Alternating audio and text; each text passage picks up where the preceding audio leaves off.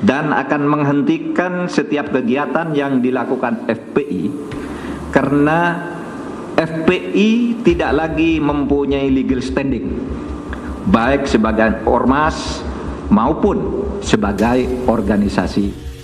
FPI menjadi ormas terlarang merupakan topik pembicaraan di banyak tempat beberapa saat yang lalu di penghujung tahun 2020. Ada yang pro, ada yang kontra, dan pastinya ada yang tidak peduli. Bagaimana pendapat seseorang yang sederhana dan sontoloyo seperti Bosman melihat fenomena ini? Karena kamus kata masalah telah hilang di benak seorang sontoloyo ini diganti dengan peluang, maka ada sisi lain sebenarnya terlarangnya FPI ini bisa-bisa merupakan sesuatu yang bagus, sesuatu yang menantang bagi Anda fans FPI atau anggota FPI, sesuatu yang ditunggu kebaikannya yang lebih advance lagi. Hal ini mungkin memang yang harus terjadi untuk membuat semua pihak menjadi lebih maju lagi ke depannya. Kita melihat dari sisi positifnya dalam menganalisa terlarangnya FPI. Kita awali dengan bentuk negara Indonesia tercinta ini. Kita harus menyadari siapapun berada di balik perubahan Undang-Undang 45 menjadi Undang-Undang 2002. Kalian sesungguhnya telah berhasil memporak-porandakan negara Indonesia tercinta ini menjadi negara seperti saat ini yang penuh dengan transaksional. Sungguh, yang sudah terjadi hampir 20 tahun belakangan ini,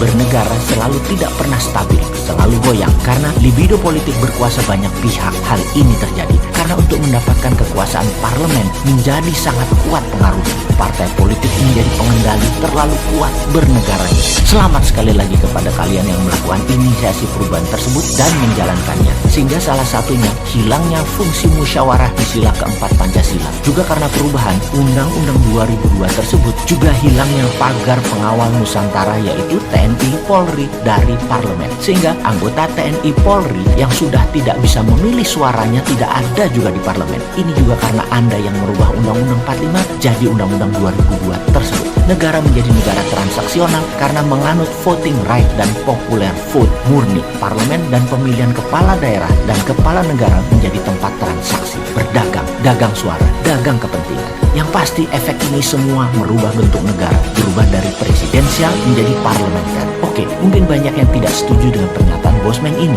bahwa bentuk negara saat ini adalah dari presidensial berubah menjadi parlementer. Namun izinkan saya menjelaskan dari sisi lain, yaitu dengan threshold 20% untuk pemilihan calon presiden, itu adalah ciri parlementer, di mana parlemen dipilih dulu, mengendalikan dulu, baru bersama-sama mencalonkan presiden. Kalau suara mereka lebih dari 20% di parlemen, mereka bisa mencalonkan sendiri calon pemimpin mereka. Di sini calon presiden sangat terseleksi karena harus melalui mekanisme partai. Calon bagus tak berpartai, tidak ada akses masuk ke partai dan tidak mau negosiasi kepentingan partai, dia akan terus menjadi di luar sistem bernegara parlementer ini. Kalau tidak ada yang 20% partai mendapatkan suara parlemen, maka partai bergabung, berkonsolidasi, sehingga calon bisa dipasangkan dan diajukan. Pemilihan yang parlemen terlebih dahulu dan presiden menggunakan threshold jumlah parlemen adalah ciri bentuk bernegara parlementer, parlemen pengendali. Jadi versi Bosman, bentuk pemerintahan Indonesia saat ini sejak 2002 adalah parlementer.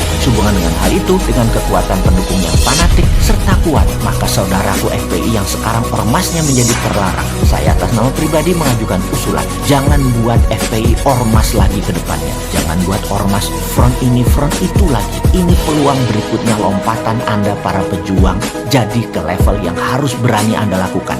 Dirikan partai, rebut suara di parlemen sehingga Anda menjadi terlegitimasi kekuatannya dan amal baktinya. Ubah bentuk perjuangannya menjadi satu level lebih tinggi lagi, jadi partai. Setelah menjadi partai, konsolidasikan kekuatan dengan partai lain, misalnya PBB-nya Pak Yusril, Partai Berkarya, Partai PKS dan lain sebagainya di bawah panji Partai FPI. Jangan-jangan angka 10%, 20% di tangan suara rakyat tersebut. Sebagai pengingat sejarah, di tahun 2004 Partai Demokrat Pak SBY jadi presiden, suara Demokrat hanya sekitar 7%-an. Apa tidak mungkin FPI bermain di tahun 2024 bukan sebagai partai yang kuat saja tetapi masuk ke pemerintahan tertinggi menjadi presiden atau wakil presiden? Semoga usulan sederhana ini bisa dijadikan referensi yang akan menambah kayanya variasi bernegara nanti di tahun 2024. Dan bagi cebongan, informasi seperti ini jangan dibilang Sontoloyo ini kadrun ya. Sontoloyo ini ya Sontoloyo, mazhabnya sendiri. Sontoloyo mah seperti yang kalian katakan, hanya tukang jualan gorengan.